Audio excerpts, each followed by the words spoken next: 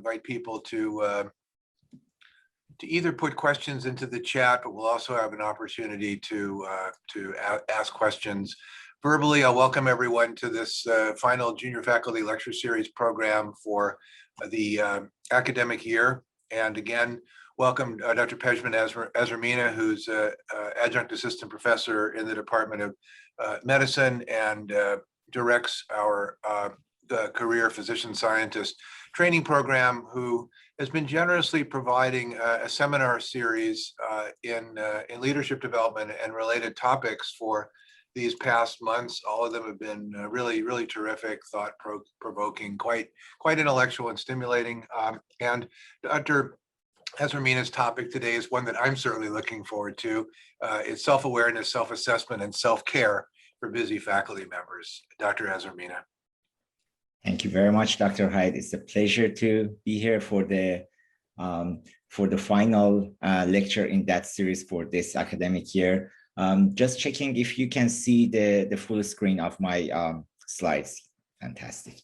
So this topic is the third time that I'm presenting at DGSOM, which is the topic on self-awareness, self-assessment, and self-care. This is the first time for the junior faculty lecture series. And I believe this is a very important topic, especially during the time that we are at the tail end of, hopefully, the pandemic. But the first couple of times that I presented, we were more at the height. So self-care was more prominently needed at that point. But it's still, I think, resonates considering the type of roles that we have at this school. So I'm going to present it in three segments or three parts. One is focusing on self-awareness, another on self-assessment, and the last on self-care. Please feel free to ask any questions through the chat box or unmute your microphone and ask questions as they come. It's very flexible, and I would love to hear any thoughts that you might have or any feedback and respond to them as we progress in the presentation. So the first topic is around self-awareness, and that's the groundwork that we start with. So yes, these are the 5 different areas around self-awareness that we can think of: around values and beliefs, feelings, emotions, motivations, attitudes, personality and character, and strength and limitation. These two terms, self-awareness and self-knowledge, are usually used interchangeably. There are some kind of differences around them, but we can actually consider them interchangeable. The second is that in topics related to emotional intelligence, the focus is more around emotional awareness, and that's only part of the self-awareness kind of spectrum, which is only one of the areas. But because it's highly promoted, that's why many people equate self-awareness with that emotional awareness and emotional intelligence, but it's much bigger than that. The third point is that to develop that self-awareness, we have basically 3 approaches. Either it could be a self-reflective practice, similar to meditations, or just grabbing a piece of paper and pen and start to reflect and write down what comes out to our mind. Second approach is to use assessment tools, and the third one is through feedback. And that could be a one-on-one feedback with a mentor, or it could be a 360-degree feedback. And why? That's the kind of the main question. Why do we need to raise our self-awareness practices? One is that it's the prerequisite for self-management, and self-management is one of the key areas in emotional intelligence, and it's related to so many different dimensions of our work, our performance, our relationship with our colleagues. And that's why the more self-aware we are, better we can manage our emotions and our behavior, and also relate with other people that we interact with. It's also is so foundational in leading self and others. If we are in roles that we are leading other people in labs or in team kind of settings, I think this is very foundational. There is a flip side on that, that as we build more and more self-awareness, we can also be prone to be more self-critical. And that's also a place that can have negative implications and could also bring us down. So it's a matter of how we could manage that. And as we build self-awareness, we would realize that, okay, this is who I am, that's how my kind of personality is constructed, but we could leverage the strength and the positive sides rather than dwelling on the negative and areas that we need to work on. So for faculty members, MDs, or physician scientists, there are some implications for each of these building each of these self-awareness. For example, if we build more value awareness, it could lead into more purposeful work because we know what resonates with us, why are we doing, what's the purpose of our career or our life. And if we align that with our profession, there would be more purposeful work. Second is that emotional awareness leads into better decision-making in settings of crisis or places that we need to make critical decisions, because we have a better kind of reading of the emotions of not only in ourselves, but also in others. And attitudinal awareness can lead into less biased work. That issue of implicit bias that we just heard in the previous talk is something that by building more attitudinal awareness, we can control and manage. Then we have personality and trait awareness can help us craft better professional development plans, personal development plans, and address our limitations and make better decisions. And lastly, for our strength, we can leverage them and can lead to better actions that would lead into more positive outcomes. So the third element was around one-on-one feedback and 360 degrees. So imagine we are in a situation that we have done our self-reflective behavior and also did some tests, etc. But now we want to ask our boss and our peers about ourselves and say, give us some feedback. Where do you think our strengths are and our kind of areas that I need to focus on and work at? Imagine you and your colleagues are looking at yourself and separating self from like our physique. And there could be two different kind of circumstances. One is that they are looking at you from the same or similar angle. In this case, your peer and your boss are looking at you from this angle, and that's what your boss sees, that's what your peer sees, the golden part, and the red highlighted segment is what you see. So all these areas that are not highlighted with black line, this is the parts that you don't have a preview. And that's why you see about half of who you are and what you are is not visible to any of them. So that's a very limited way of doing 360-degree evaluations, because you don't have a diverse background and diverse perspectives. In another situation, it's the same people, but they are looking at you from different angles. Their way of thinking, way of assessing things are different. And now you have the same perspective, but your peer is looking at this angle about you and your boss is looking at that angle. And you can see that the area that is not visible to anyone has significantly decreased. So the point is that when we want to do any 360-degree evaluations, we need to diversify the perspectives that we are asking for. And that doesn't mean the diversity of their gender, race, or ethnicity, etc. It's the diversity of the way that they think and they view you. So, so that's what matters in terms of creating a true diverse perspective for any of these evaluations. Next point about self-awareness building is that there are different layers on that. It's kind of, I'm using the layers that Freud used in terms of conscious, pre-conscious, and unconscious mind. So the first layer that we have access to is things that are in our conscious mind. And it's the easiest way to build that self-awareness around our ideas and thoughts and feelings and perceptions and short-term memories.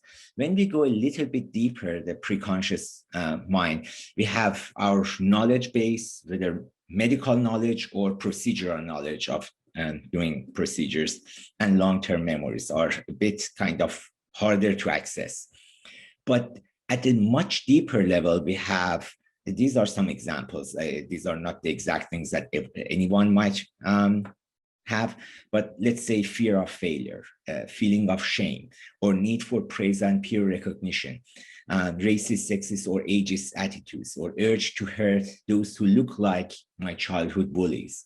So we don't know which one of these kind of unconscious feelings are inside us, and that may trigger some matters that as we interact with people, sometimes it's very hard to make sense of why are we behaving like that? Why did this situation trigger me like that? And that's where that's building self-awareness would help.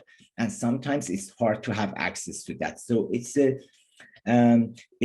kind of a practice, a matter that requires a lot of practice to be able to truly gain access to these areas that are much harder to have access. And sometimes it's not even accessible for good reasons, because if they are suppressed or further down, there's a kind of a need for that.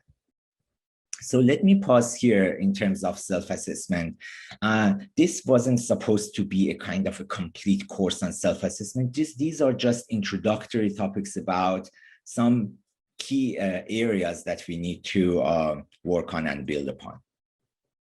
Are there any questions, thoughts, or comments at this point? So we could pause for a few seconds. Otherwise, I can move to the self-assessment. People can raise hands if they'd like, and call on you or write a question into the chat. Maybe we'll keep going, Pejman. So the second topic is self-assessment. And as we saw in the first part, self-assessment is one of the 3 methods of gaining self-knowledge. And let's take a look at what areas are covered in self-assessment and how we can do that. Similar to self-awareness, the same areas are included here, from values to strength and motivations. So whatever we covered in the self-assessment, self-awareness is still applicable for self-assessment. And these tests or assessments could be either self-administered or professionally administered. I believe that over the past half a century, we are moving more and more towards self-administered tests, and there is less need for a psychologist to be there and be present to administer them. For certain tests, like test of IQ and such, there are still need for a professional for some instances. The second point is around using validated skills versus screeners and quizzes. When you look at, let's give the example of emotional intelligence. When you Google that term, there are a ton of tests and quizzes and screeners that pop up in internet, and you can take the test and it can give you some score right away that how good you are in your emotional intelligence. Most of those screeners and quizzes, they are not fully validated. And that's why we need to be kind of conscious about the degree of validity and reliability of tests that we would like to consider. Quantitative versus qualitative data, especially assessments done through one-on-one feedback or 360 degrees, they have some qualitative element, and they provide a deeper level of insight for us. But the majority of tests that are out there, they are quantitative by design. We have commercial and academic tests, and there is no kind of value judgment about which one is better or not. I think most of the commercial tests, they were originally developed either academically, but then a bigger entity purchased them and commercialized them. I think the main advantage is that the commercial tests are readily available. You can either purchase them or use them, and there is more customer service in terms of the reporting and such attached to that. Academic tests, you need to do a bit more digging to find them and finding the scoring methodology, but still there are a lot of validated academic tests are also available. In terms of what assessments we want to go through, today, because of our limited time, I'm going to present maybe 4 or 5 of the most commonly used tests and give you like a screenshot of their report, of the domains that they include. And we are going to focus on this, a test for strength, a test for personality, emotional intelligence, and attitude. So the first test that you may want to consider is Clifton StrengthFinder, which is commercialized by Gallup, which is a very well-known and established organization for testing and organizational psychology. What they do is they have 34 themes categorized in these 4 domains, like execution, which is more operational, influencing, relationship building, and strategic thinking. And these are the themes that each of them have a specific definition in their books. So if you take the test, they provide what context means, or what does person who has harmony as their strength means. And let's say you take the test, and it gives you a fingerprint of what are your key strengths, which is the top 5, for example. In this instance, this person has taken the test, and these are the top 5 strengths for the person. Another person in your team may take the test and come up with a different set of strengths, and another person different set of strengths.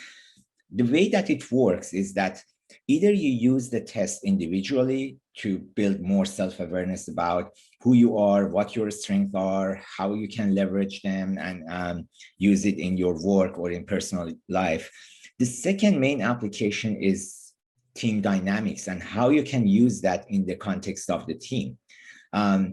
Just acknowledging that no 2 people in the team are the same or have the same strength. How can we complement each other's strength? How can we use each other's strength to make it 2 + 2 = 5 and improve the overall performance of the team? I've done that quite a few times in my previous organizations, and it's not only helpful individually, but it helped a lot for team building matters, and also building better relationships, and also addressing difficult relationships sometimes between team members. I also provide the website for that. And just to give you an indication that these tests are not very, very expensive. Like if you do the top 5 themes, it's only $20. If you want to have the analysis for the whole 34 themes, it's $50. And they also have discounts for like kind of bigger number of tests that you would like to buy. Last time that I presented this at the Department of Radiation Oncology, the question came that, okay, are they valid or reliable? And also, what kind of outcomes are they related to? That's why I went through the technical manual for just this test. The other ones are very similar too. There are millions of people who have done the test, and they have tens of studies with very, very large sample sizes. You see that their confirmatory studies, we have 10,000 people, 600,000 people sample size for a different kind of studies. When we look at their reliability studies, there are still huge studies that they conducted and published the results to get to where they are right now. And in terms of outcome measures, because people may wonder, okay, we are doing that, so what? Yeah, is it actually going to help us in any way? And the answer is yes. They found that it significantly has a positive impact on employee engagement, reduces employee turnover, and productivity and profitability for those organizations. And each organization or team might have different outcome of interest, but in any given circumstance, developing that self-awareness or team self-awareness is going to be helpful in improving the outcome of interest for that team. The second test that I would like to introduce here is the DISC personality types or DISC profiles. They were also quite and still are very popular. They use a color coding that resonates well with many people who use the test. And each color represents one main kind of domain, like dominance is red, influence is yellow, steadiness is green, and compliance is blue. Also, it's more, blue is also more analytical kind of orientation. And you might have kind of be inclined in only one direction, or it could be the combination of two domains. And as you see in this kind of profiles, for example, this person has high D, which is for dominance and influence, and low in S and C. This pattern is pattern of encouraging. Like this pattern that is very high dominance, about average of influence, and lower than average for steadiness and compliance is result-oriented pattern.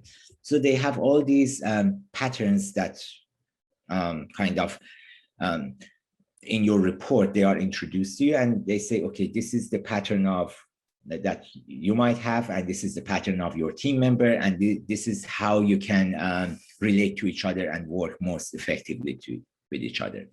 And this is their website. They are a bit more expensive than compared to StrengthFinder, but still less than $100 per test.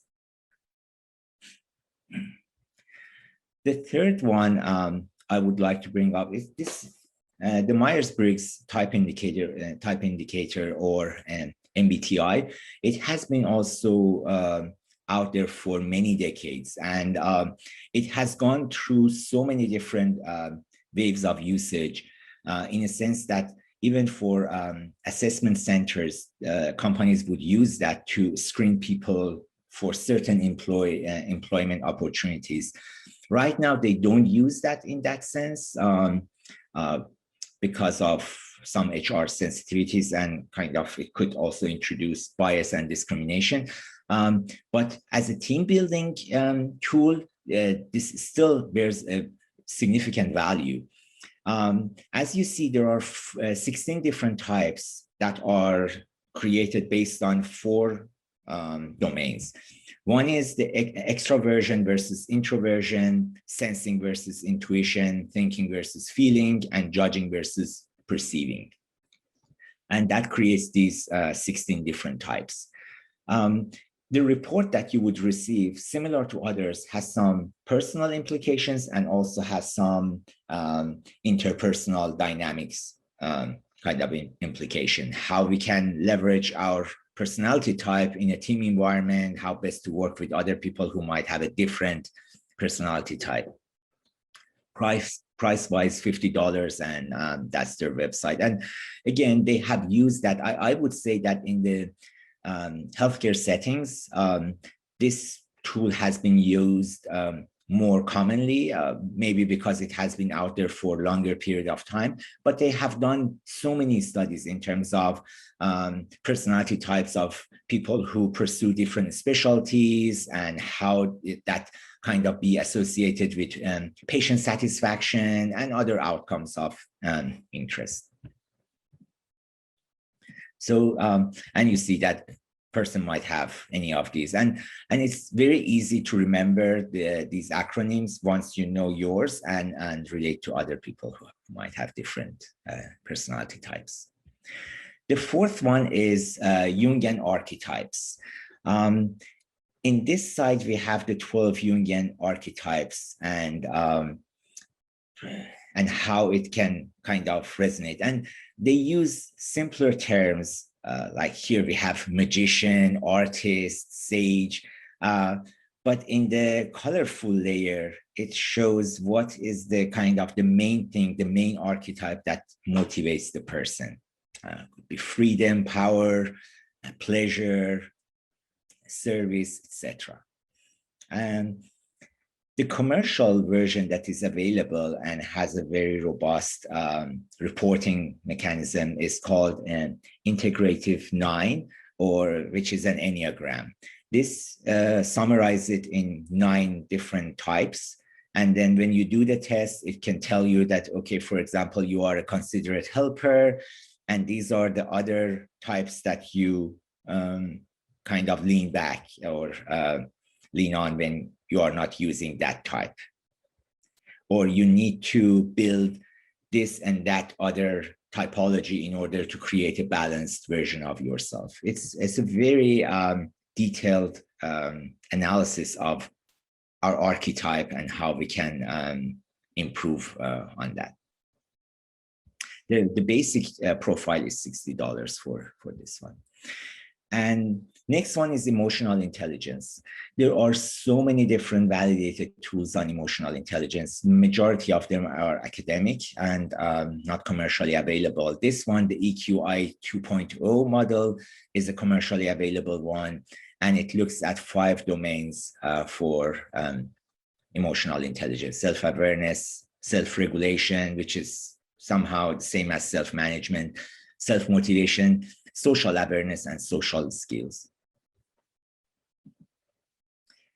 And the last one in terms of the test that I'm introducing here is the implicit association test, which is developed by Harvard. And as you see here, it goes over so many different areas that we might have implicit bias, from transgender, race, age, religion, Arab, Muslim, Asian, American, disability, weight, etc. And you can go to this site and it's for free. So you select that, and the way that it's conducted is similar to a psychology experiment. They show you different pictures, and then you click on right or left, and there's a training period. And after the training period, they show you those pictures associating with positive or negative or American, non-American, and then see how your responses under a time limit could reveal some implicit bias.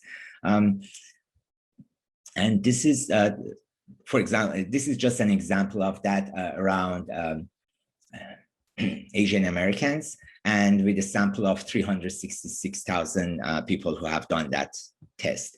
As you see, based on their sample, 47% of people who responded, they had moderate to strong association, automatic association with European American with American, and Asian American with foreign. And on the other side, 6% had the reverse moderate to severe association, and 19% had little or no implicit bias around that. It's very interesting. Again, it depends how we want to use that.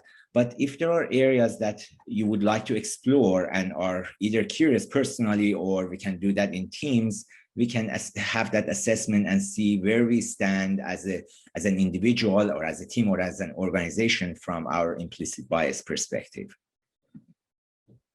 So let's get to this so what question, because that's a very important matter. We saw all these tests and assessments that are validated. How do we use that? Where do we start? Because it could be an overwhelming situation to make that decision.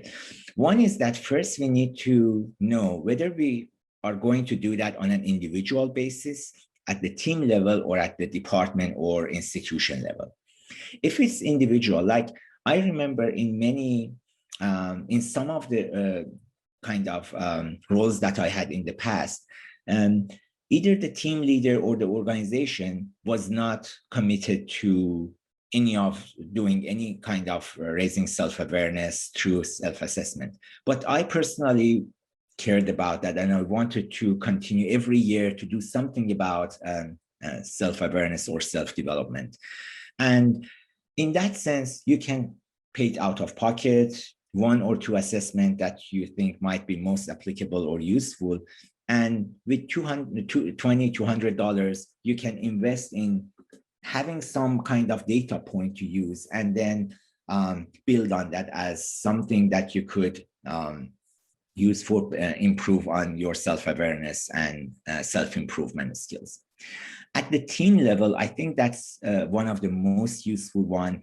If you are in kind of leading a lab or leading a division or a department, not department is separate, but if you have a team of, let's say, between 5 to 15 people, it's a great team building exercise. Again, any of these tools that I introduced before, except for maybe not implicit bias, but the rest of them, they have like the team version in terms of the report. The report could be used in a team setting. And the budget is relatively minimal for the whole team, between $100 to $1,000. And the way that they could be used most effectively is either part of an offsite meeting or something that every year a team might spend a couple of days on team building activities, and half a day could be spent on an exercise like that. And sometimes you might use your own internal resources for interpretation and finding implications. And sometimes you can bring an external consultant from those organizations to help with the interpretation and team building. And all of them, they have certified professionals who can assist with that. And lastly, at the department level, the outcome could be engagement, creating a common language, and overall retention and satisfaction with the organization. We don't, again, need to do everything. Maybe 1 or 2 assessments would be enough. And the department budget is typically less than $10,000 for an facilitated version. If you bring in a consultant, it would be another 5 or 10K for a facilitated version. So that was the part around self-assessment. I pause again for a few seconds. If you have any questions or comments, I would be happy to take that. Dr. Azarmina, I guess I would say, in thinking about it, I can see why the institution or an institution would be motivated to find out about its employees. How has it helped the individual to do this kind of an assessment?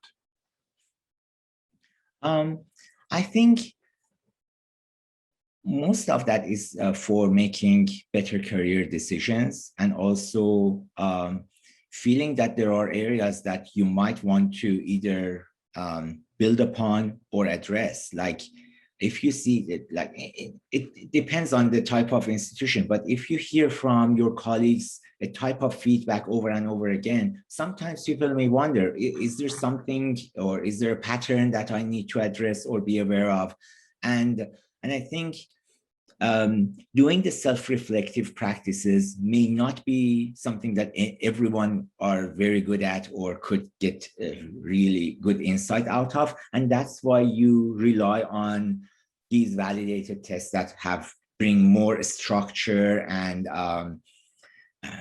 kind of rigor around the self-assessment exercise that you want to do. But most of that is the outcome would be either a personal or a professional development plan that could inform the plan. This would be the data for that plan.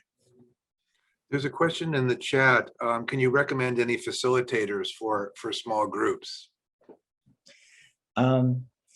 Yes, there are. It depends on the type of test that you would like to consider. I would go to the organization. For example, Gallup has a certification program, and they recommend a certified facilitator that you can approach, and there are thousands of them all across the nation. So I'm sure that even in Westwood area, there would be a few certified facilitator for any of these tests to come and help with the interpretation and team building activities. But I would use the website for each of these assessments as a starting point. Okay, so let's move to the last segment of the presentation, which is around self-care. The first kind of approach, and still the first thing I wanted to acknowledge is that all these suggestions and tips and advice and recommendation around self-care, they are things that I'm almost certain that most of us already know. They are highly advertised and promoted through the announcements and emails that we receive on an almost weekly basis.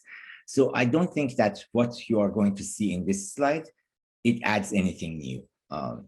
But for the sake of completeness and kind of addressing them, I'm going to present them, and then I have a point that I'm going to make after that. Many people equate, they say, oh, if I take care of myself, I'm a selfish person, and that's not true.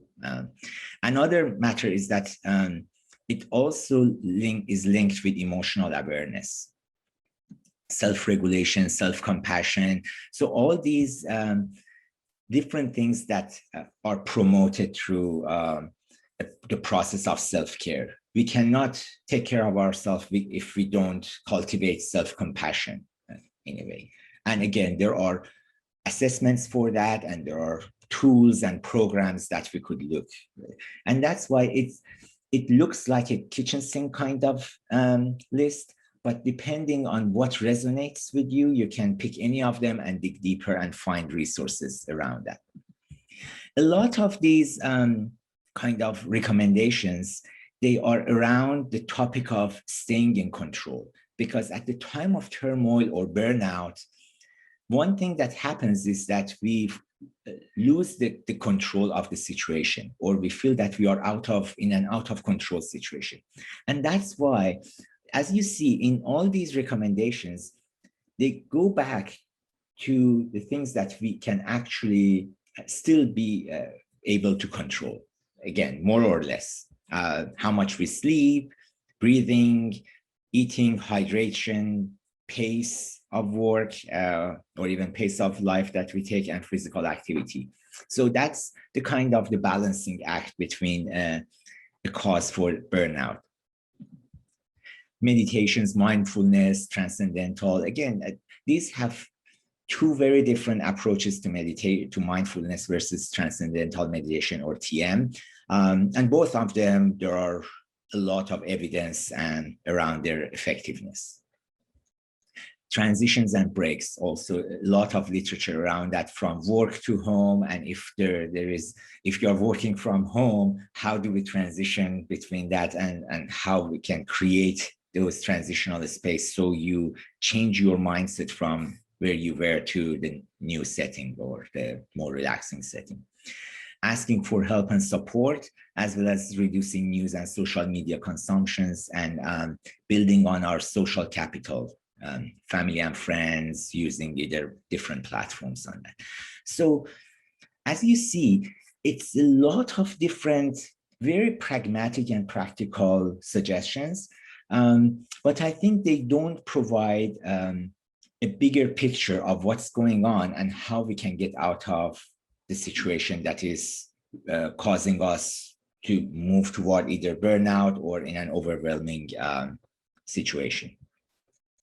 So that's why what I'm going to introduce here is to go back to a couple of thousand years ago and see that after the Greek kind of civilization was kind of falling, their thinkers were faced with this question, that how can a civilized person live in an insecure, unstable, and dangerous world?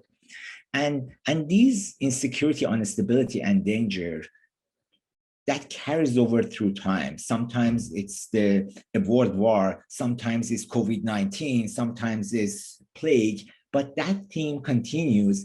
So the situation that we are in is not inherently new, and people were faced with that for hundreds of years. And And they came up with systems of thoughts on how to make sense of that and how to mitigate that. And these are the 4 schools of thought that came after the decline of the big school of Athens and the decline of Aristotelian thinking. And these were the 4 schools. One was the Cynics. And this is not with the same notion or definition that we define like the cynical point of view. It's the school of thought of Cynics. Rejecting social conventions, opting out and embracing basic life, and the first cosmopolitans in that sense, and highly valuing kind of morality in that sense. Then we had skeptics, who were the first relativists, and most of the kind of scientific thinking is also based on the rise of skeptics. Both sides of arguments are right, there is no ultimate certainty, and stop worrying and just go with the flow. The third school of thought is the Epicureans, and they also functioned really well throughout Dark Ages and all the kind of turmoil that we had over the history, and saying that when we are in a situation that we lose control of the outside world and outside reality, we can create a private life that is like our ideal and enjoying that to the most. Like there could be war going on, but we continue with our life, and we make sense of that. And they also served very good purpose. And we still see the reminiscence of that. Even during COVID time, there were a lot of restrictions and certain requirements, but people's lives, people found a way to continue with their lives and the joy of life in their private spheres. And the last one is the Stoics, which is around endurance and reason and building kind of withstanding adversity with calm and dignity without complaint. So in my opinion, these are much more deeply rooted way of thinking about the challenges that we see in our outside world, and to tie them in any self-care kind of practice that we want to cultivate in ourselves. So what are the implications? As you see, the cynics would say, do the right thing. Skeptics would be saying, I'm not judging, good or bad. Keep my sanity in my private bubble. And the Stoics would say our endurance will pay off. So I had some questions in the previous time that I presented this, and that's the next one. So this is a lot of literature around that, like Epicurean scapes are very famous, live as you are already in heavens, or cherish the moment. And this is similar to the same mindfulness practices that we have of living in the moment and present time rather than worrying about the past or future. So these are the 3 implications. One is that we can apply a solution based on the problem. So if we are in a circumstance that we feel that we are losing control, the gaining control type of activities of like breathing techniques or hydration, etc., those could be helping, because that kind of takes the balance back. Or if there are imbalances in our life or anything, we can rebalance it. Or if the feeling that is rising is helplessness feeling, we can change that by going through a resourcefulness practice. And that could be leveraging our social capital or other things that we have access to. And asking tough questions, because sometimes we might be in a situation that the answer may not help us. This is something that Mike Steinberg asked me, like, he said that we might feel very anxious, and then someone comes and tells us, don't be anxious. That's not going to help me, like just saying that, okay, you are short of sleep, so sleep more. So it doesn't address the root cause of the situation. And that's when we need to be asking these tough questions. Maybe this is not the right career for me, or maybe this is not the right institution. And how can I improve things for myself and others in similar situations? So rather than just sitting here and waiting for an external source to provide the solution, I could be part of the solution and initiate something that would help not only myself but others.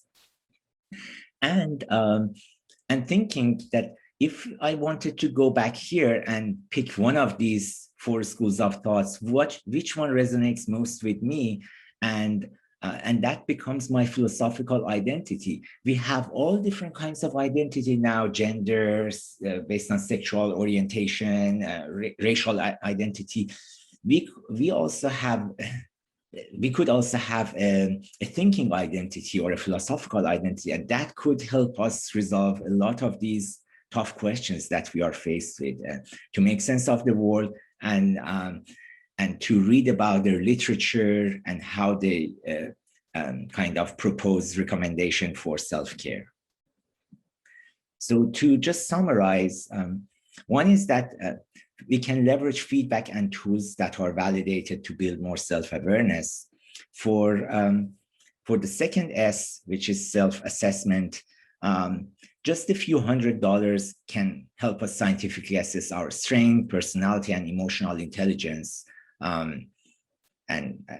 the team dynamics that we have. And lastly, just relying on that ancient wisdom that has a lot of value to it can also help us to make sense of the world that we are experiencing right now, and to better take care of ourselves and the communities that we serve.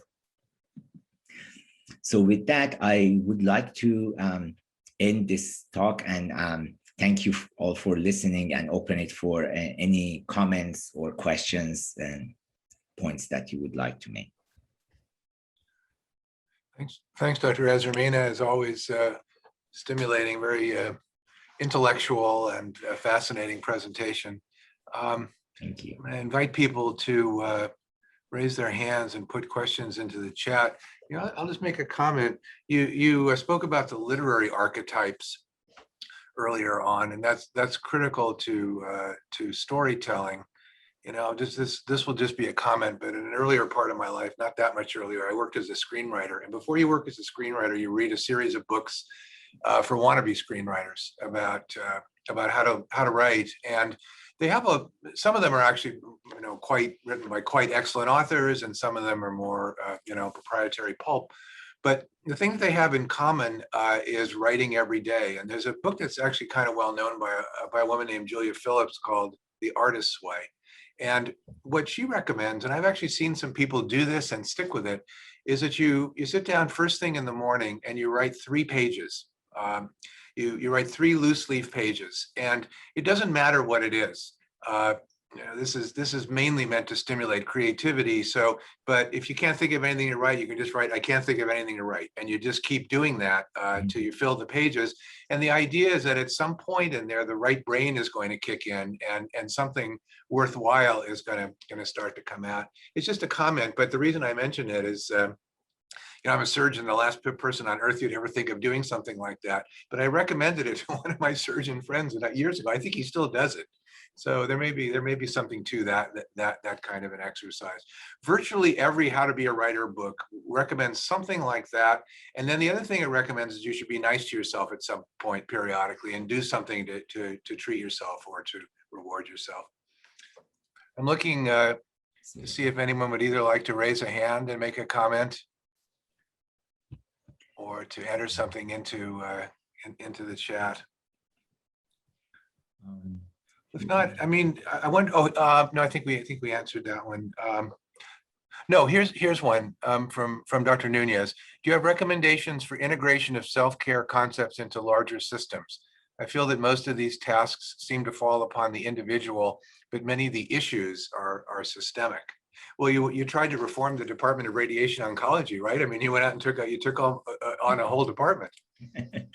Yes, I don't know what the outcome would be, but I think that's a very important question, because we could take it on ourselves and do some of these kind of recommendations, but I think unless there is institutional support, it may not go much farther. And let me give you an example. For example, in one of the organizations that I worked at, they had a very good culture of like promoting and supporting self-care. And so what they did was that during the middle of the working day, they would even bring in a yoga instructor. So after the lunch break, we had a half-an-hour session of yoga. And there was no stigma or feeling bad about that we are doing that, because they knew that it helped with the morale and better productivity of the team. Or there was no kind of stigma around like meditating during the day. Just 15 minutes or 18 minutes, you could put a sign on your door, and the CEO of the company would walk by, and that was absolutely okay. And I think once it's integrated into the culture of the organization, people wouldn't feel bad about doing any of these. But if we live in a culture that's like, it's the more you work and the more you look tired and sleepless, that's a sign of like you are stronger or you are doing more. I think that eventually leads into more burnout and people not feeling more productive.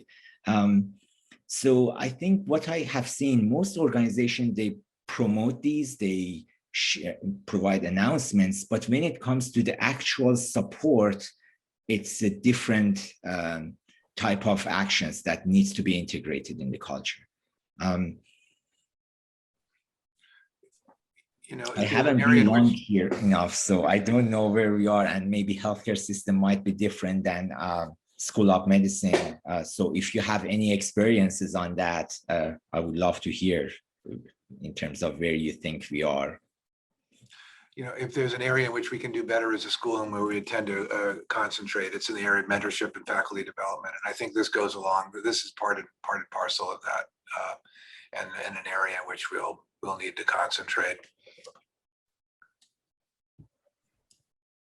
I think we're coming up to the hour, and I don't see any hands. So again, let me thank Dr. Azarmina for this series of talks, which have been just terrific.